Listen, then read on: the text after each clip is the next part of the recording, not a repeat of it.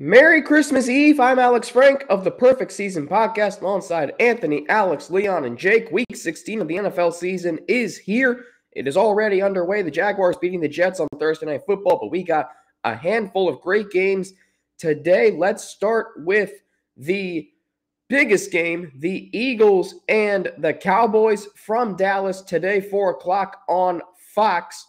The Eagles playing without Jalen Hurts, who is out with a sprained shoulder. In his place, Gardner Minshew. You might remember his name from his days with the Jaguars.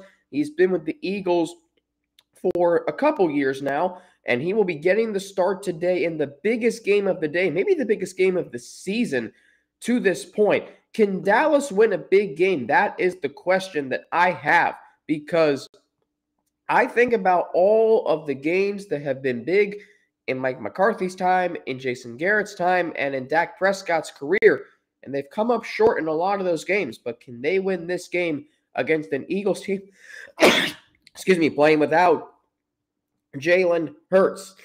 The NFC East, the number one seed, is up for grabs for the Eagles today. They can clinch both of those. I do think, though, Dallas gets revenge. Dallas did play Philly tough the last time these two teams played back in Week 6. That feels like a long time ago. But I think the Cowboys get the job done tonight, 24-17, and move to 11-4. The Eagles drop to 13-2. The NFC East remains up for grabs at least for one more week, as does the number one seed. Speaking of the number one seed, one team that is in contention for it still, the Minnesota Vikings. They take on the New York Giants today. That's a 1 o'clock game. Depending on where you are around the country, you will get that game. I don't think this is that much of a mismatch as people might think. I think the Giants are a tough team. I think Minnesota can't keep relying on fourth quarter comebacks like they did last week against the Colts. They nearly came back against Indianapolis. I think the Vikings get the job done here today, 27-21, but the Giants keep it close. The Giants are a team you don't really want to face because they can make it ugly. Their defense showed up last week. Daniel Jones was effective last week. Saquon Barkley with a rushing touchdown last week, so you never know with the Giants. They got off the schneid last week. Let's go to the Seahawks and the Chiefs. The Chiefs are so consistent. Like, here's an offseason, this past offseason, where every team in the AFC West besides Kansas City upgraded, and the Chiefs lost Tyreek Hill. And all the Chiefs have done is win the division before Christmas, their 7th straight division title. Seattle has fallen off, but give Geno Smith credit, because being named to the Pro Bowl a year in which it was about, well, the Seahawks just lost their franchise quarterback, and Geno Smith has been outplaying Russell Wilson this year. Now, Seattle was 6-3 and in first place in the NFC West, but now they are 7-7. Their season is on the line, and they're going to Arrowhead Stadium, which is a very tough place to play on any given Sunday, or Saturday in this case. I think the Vikings win the game the Chiefs win this game. They're going to score some points because Seattle's defense has not been great the last few weeks, 42-24. My team today taking on the New England Patriots. That's the Cincinnati Bengals, one of those no man's land games for the Bengals. They've won 6 in a row. They have 2 big games coming up against Buffalo and Baltimore, but you're going to be in cold, and a second straight game it's going to be cold today in Foxborough, about 20 degrees at kickoff, and it's the Bengals' second straight road game.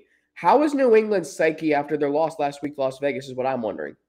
Because they're still alive for a playoff berth, but they're a team where everything has to go perfect for them to win, and they're not talented enough offensively to compete with the Bengals in a shootout. But what they are, well coached, and Bill Belichick is still standing on the other sideline. So if you're the Bengals, my keys to the game, you cannot turn the ball over. New England lives on teams who force a lot of turnovers. And you look at the New England Patriots, they're a team that lives off forcing turnovers and capitalizing off of turnovers. We look at what they have done this season. The New England Patriots, when it comes to forcing turnovers, they are, turnover ratio. I can find them. Well, I don't have it here. So the Patriots have forced 21 fumbles, and their opponents have lost 8. Interceptions, they have 14. So they are really, really good at forcing turnovers and capitalizing off of them. So big thing for the Bengals. Don't turn the ball over. Stop the run. The Patriots are still a good running team with Ramondre Stevenson. So far this season, they are averaging 112 yards per game. They have 12 rushing touchdowns, 4.3 yards a carry. Make them play from behind. This is not a team that can come back from big deficits. Minnesota scored 33 points on them. Buffalo put them in a hole on Thursday Night Football just 2 weeks ago. So if you make them play from behind, I guarantee you they are going to struggle. I think this is going to be a close game just because it's the Patriots playing for their postseason lives. I do think the Bengals, though, are the more talented team, and it will show today. They get back Trey Hendrickson, that's going to be big when you need to rush the quarterback and Mac Jones. I think the Bengals come away with the win, 27-20, win their 7th straight game, get to 11-4, and inch closer to an AFC North title and potentially as high as a number 1 seed. Another game tonight that I'm really looking forward to seeing just because of the history of it, the Raiders and the Steelers tonight.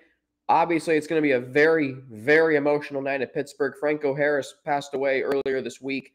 His number will be retired tonight on the 50th anniversary of the Immaculate Reception. Talk about a game where Pittsburgh's going to embrace the history. They understand the significance of this game. They are going to throttle the Raiders. I think it's going to be a very, very one-sided game. I will say 24-3. They win and keep their playoff hopes alive. Obviously, and I remember I was talking to Jim Mora, former Falcons head coach Jim Mora, about this. When the Saints played their first game in the Superdome after Hurricane Katrina, I asked Jim Mora what that was like, and he said an official came to the locker room and told him and his team to come out onto the field for the game, and he said, "I'm not taking my team out there with Green Day and U2 performing." So that's what it's going to be like. You don't want to be the road team in this game tonight, but unfortunately, that's who the Raiders are against a Steelers team that's going to be playing with a lot of emotion. Big NFL day. Of course, there's a ton of NFL games on the schedule today. Looking forward to those. Those are some of the key games, but looking forward to seeing those today. Got 3 Christmas games tomorrow. We'll take a look at those, plus NBA Christmas tomorrow. Hope you are having a very, very happy holiday season. Merry Christmas Eve. I'm Alex Frank of the Perfect Season Podcast for Anthony, Jake, Leon, and Alex, and I will talk to you all tomorrow.